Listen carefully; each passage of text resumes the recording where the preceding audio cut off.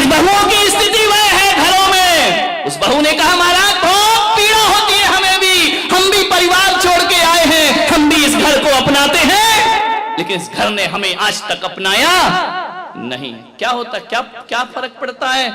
एक बात बताओ, सासुओं से मैं पूछता हूं, बेटी कब आती है तुम्हारे घर में गर्मी की छुट्टियों में? यहां रोज नाश्ता कौन बनाता है? बेटी आके बनाती है, बहू बनाती है?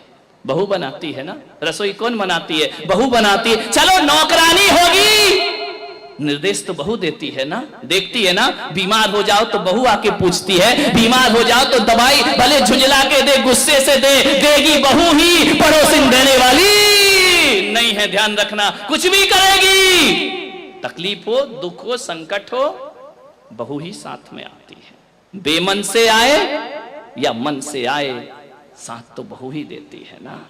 सुबह से उठती है, तुम्हारी व्यवस्था करती है, नाश्ता बनाती है, खाना बनाती है। एक बात ध्यान रखो, आप ईमानदारी से बताना, एक संत की सभा में बैठे हैं, बहू ज्यादा काम करती है या बेटी ज्यादा काम करती? ईमानदारी से बताना। बहू ज्यादा काम करती है ना, तो उसके बाद भी बेटी प्यारी क्यों लगती है, बहू प्यारी क्यों नहीं लगती है? वह उससे ज्यादा काम करती है, उससे ज्यादा ख्याल रखती है। बेटी तो 4 दिन को आती है, बहू जीवन भर साथ रहा करती है। एक बात याद रखना, भारतीय संस्कृति में किसी भी बेटी को लक्ष्मी नहीं कहा जाता है, बल्कि बहू को लक्ष्मी कह करके बुलाया जाता है। ध्यान रखना, किसी बेटी को किसी ने लक्ष्मी कहा है, कन्या भले कह दिया जाए, लेकिन लक्ष्मी का रूप नहीं दिया जाता है। रक्षा बंधन पर बेटी की जरूरत पड़ती है, लेकिन दीपावली जब आती है तो बेटी की नहीं, हाथों में दीप लिए हुए बहू शोभा दिया करती है। दीपावली तो बहू की हुआ करती है, दीप जलाती है। रक्षाबंधन पे तो राखी बांधकर चली जाएगी, मिठाई खाएगी, कुछ पैसे भी ले जाएगी। ध्यान रखना, कमर साहब आएंगे, खाएंगे, मजे लेंगे, लास्ट में बोल देंगे मजा नहीं आया, धत तेरे की, मर गए कर करके, उनने कह दिया मजा नहीं आया। बहू तो घर में ही रहती है ना, बहू तो लक्ष्मी है ना। आज तक किसी बेटी की आरती किसी माँ ने नहीं उतारी होगी, लेकिन बहू जब घर में आती है तो सास को दीप लेकर उसकी आरती उतारना पड़ती है। बहू मंगल है, बहू शुभ है, बहू लक्ष्मी का रूप है, बहू सरस्वती का रूप है। जब वह बहू घर में आती है, तुम्हारे वंश को अंश प्रदान करती है, और जब उन्हें संस्कारित करती है तो यही बहू सरस्वती का रूप हो जाया करती है। ध्यान रखिए, और यही बहू लक्ष्मी का रूप हो जाती। बहुओं को लात मारना यानी लक्ष्मी को लात मारना के समान पाप हुआ करता है। ध्यान रखिए, बहुएं तो घर की शोभा होती है, प्राण होती है। बहुएं ना हो तो तुम्हें कोई दादी कहने वाला नहीं मिलेगा, तरस जाओगी। ध्यान रखना, नानी में तो ना ना ना ना ना ना लिखा है, दादी में तो दे दे दे दे दे लिखा हुआ है। मानिए, जितने भी रिश्ते हैं, आज तुम्हारा छोटा बेटा चाचा कहला रहा है तो बहू की वजह से, आज तुम ससुर जी कहला रहे हो तो बहू की वजह से, और आज तुम सासू मां कहला रही हो तो ये रिश्ते तुमने नहीं, उस बहू ने आकर तुम्हें रिश्ते दिए हैं। और तुम्हारे वंश के अंश को यदि बढ़ाया है तो बहू ने बढ़ाया है, किसी बेटी ने तुम्हारे वंश को आगे नहीं। बहू ध्यान रखना, कितनी भी पूजा कर लेना, 1 घंटा पूजा करना मंदिर में, स्वाध्याय करना, सामायिक करना, माला फेरना, भगवान महावीर ने कहा है शरीर और आत्मा में भेद करोगी तो सम्यक दृष्टि हो जाओगी, और बहू और बेटी में भेद करोगी तो मिथ्या दृष्टि हो जाओगी। ध्यान रखना, बहू बेटियों में भेद की रेखा मत खींचिए।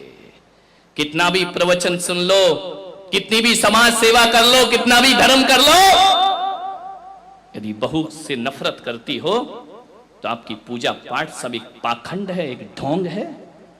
कुछ नहीं होने वाला, इससे कोई कायाकल्प होने वाला नहीं है। ये पूजाएं तुम्हें स्वर्ग नहीं भेज सकती हैं, ये पूजाएं तुम्हें मोक्ष नहीं ले जा सकती हैं। कितना भी कर लेना, समाज में बड़ी बड़ी माला पहनने से कोई महान नहीं हुआ करता है।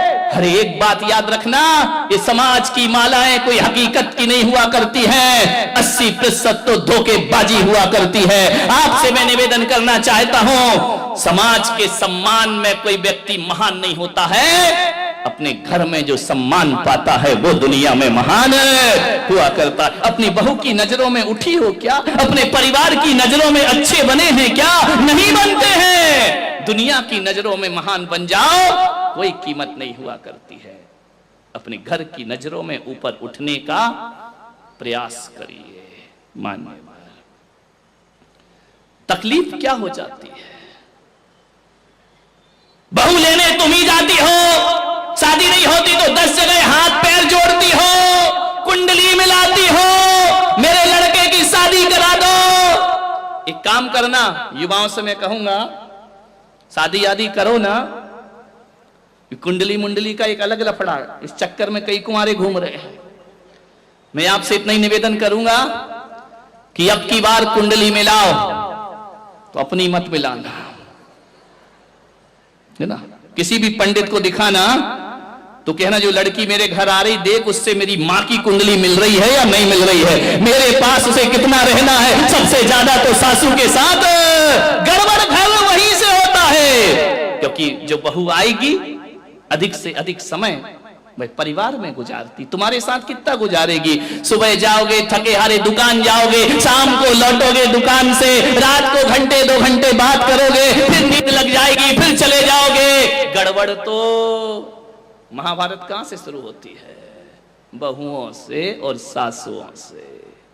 मान क्या तकलीफ हो जाती है बहू के आने पर? एक बात बताओ, तकलीफ केवल इतनी है कि एक मां अपने बच्चे को, अपने बेटे को अपने अनुसार पालती है, अपने अनुभव से पालती है, अपने जीवन की दिशा से, दृष्टिकोण से पाल के बड़ा करती है।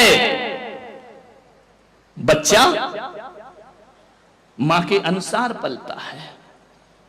स्कूल से आता है, मम्मी मेरा बैग कहां है, मम्मी मेरे जूते कहां है, मम्मी मेरे कपड़े कहां है, मम्मी मेरा खाना कहां है, मम्मी को ढूंढता है बच्चा। जब तक शादी नहीं होती, ध्यान रखना, मम्मी को ही तो ढूंढता, मम्मी मम्मी हर चीज में मम्मी, बाजार चलना मम्मी, शॉपिंग करना मम्मी। ध्यान रखना, हर जगह मां के साथ घूमता है बच्चा। एक बात याद रखना, हर जगह वह मां को तलाशेगा, तकलीफ नहीं होती वहां। दुख है तो मां, सुख है तो मां, कहीं जाना है तो मां पापा, इसके अलावा कुछ नहीं होता है। लेकिन एक तकलीफ थोड़ी सी हो जाती है कि जब शादी होकर के वह आता है तो थोड़ा समय उसे पत्नी को भी देना पड़ता है। ध्यान रखिए। और जब ये समय हमारे समय में से कटने लगता है ना, तो मां को तकलीफ होने लगती है। ध्यान रखिए, ये नेचुरल बातें हैं, प्रैक्टिकली बातें हैं कि पहले आते साथ बेटा मां को ढूंढता था, अब बहुत से काम ऐसे हैं जो पत्नी के हवाले हो जाया करते हैं।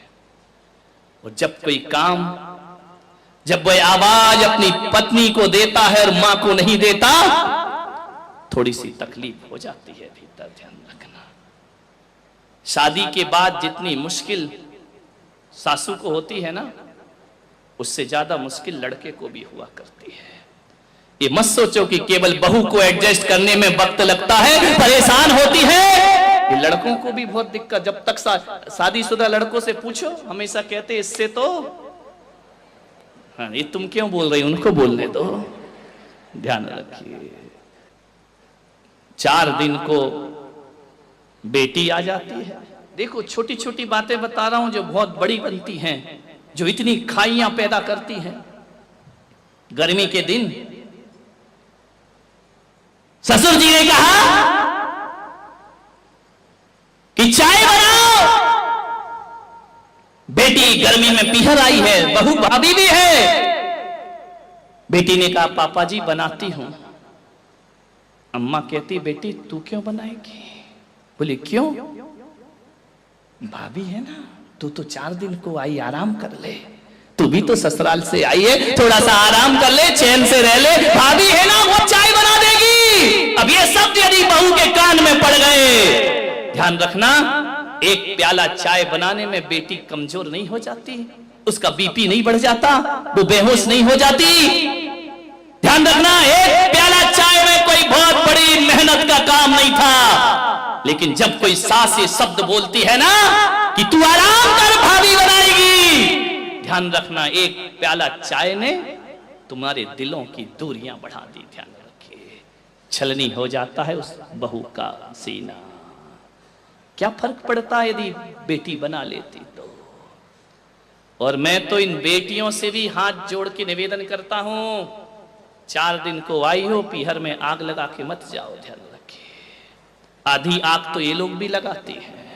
आ गई क्या रक्षाबंधन पे, मिठाई खाओगी और आग उगल के